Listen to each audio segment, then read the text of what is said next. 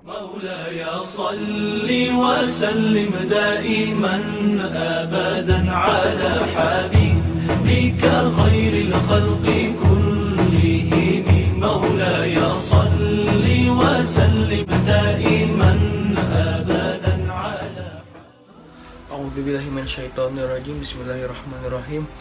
Assalamualaikum warahmatullahi wabarakatuh.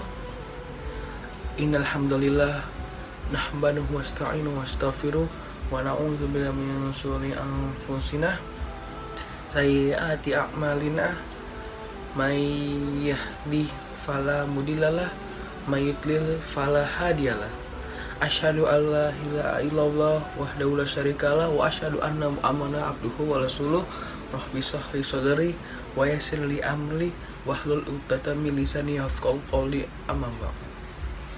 Pertama-tama marilah kita panjatkan puji syukur kita kepada kehadirat Allah Subhanahu wa taala yang telah memberi kita kenikmatan apapun itu yang bisa berkumpul di depan kamera, di depan layar kalian ini.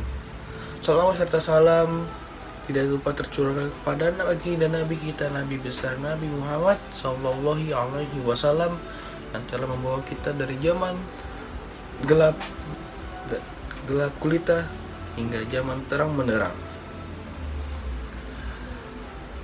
Di depan layar kalian ini, di depan kamera kalian ini, kamera saya akan menyampaikan kultum singkat yang berjudul ghibah. Apa itu ghibah? Pasti semua orang umat Islam terutama sudah tahu apa itu ghibah, karena setiap pendidikan itu pasti ada pelajaran agama dan pasti sudah mempelajarin tentang ghibah. Tapi tidak salahnya kok saya mengulangi lagi. Ghibah adalah membicarakan kejelekan orang lain kepada orang lain. Berarti sesuatu yang saya tidak suka, misalnya sesuatu yang saya tidak suka itu diceritakan kepada orang lain, ataupun aib juga, pokoknya yang berbau kejelekan, berbau aib, berbau keburukan itu diceritakan kepada orang lain secara fakta. Bagaimana kok tidak fakta? Bagaimana kok tidak berdasarkan fakta? Itu namanya fitnah. Collab namanya itu. Ghibah X fitnah.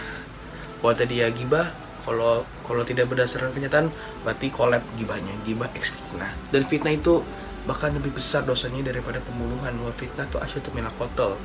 Ada di surat ayat Al-Baqarah ayat 191. Allah Subhanahu wa taala berfirman ya di surah Al-An'am ayat 68 yang artinya dan apabila kalian melihat orang-orang yang mengejek ayat kami, maka berpalinglah dari mereka hingga mereka membicarakan pembicaraan yang lainnya. Maksudnya itu membicarakan yang kejelekan orang lain. Dan apabila kalian dilupakan oleh syaitan, maka janganlah kalian duduk bersama kaum yang zalim setelah kalian ingat. Nah, itu di surat Al-An'am ayat 68. Nah, menurut Imam An-Nawawi, ghibah itu bisa menyangkut berbagai hal yang tidak disukai seorang untuk diceritakan, baik berkaitan dengan fisik, non-fisik, pribadi, kelompok, dan juga media sosial apapun, media apapun itu. Bisa dengan media SMS, email, telepon, ya bahkan juga bahasa tubuh pun juga bisa dianggap ghibah. Yaitu menurut Imam An-Nawawi. Salah satunya yaitu acara infotainment yang menceritakan aib-aib selebriti ya kepada penonton. Itu salah satu contohnya yang sering kita nonton di TV-TV ya, TV-TV konvensional. Hukum ghibah ya jelas haram. Ya nggak sejak kapan ghibah itu halal ya. Nah, ini ada hadis Rasulullah yang berkaitan dengan hukum ghibah.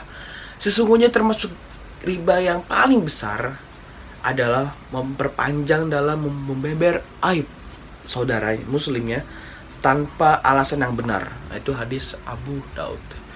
Dan hadis ini Rasulullah bersabda, maksudnya hadis yang lainnya itu Rasulullah bersabda, barang siapa yang mencegah terbukanya aib saudaranya, niscaya Allah akan mencegah wajahnya dari api neraka pada hari kiamat nanti. Itu hadis riwayat At-Tirmidzi. Jadi jika kita menjaga aib orang lain, menjaga aib kejelekan orang lain, kita bisa dijaga muka kita dari api neraka di hari kiamat nanti.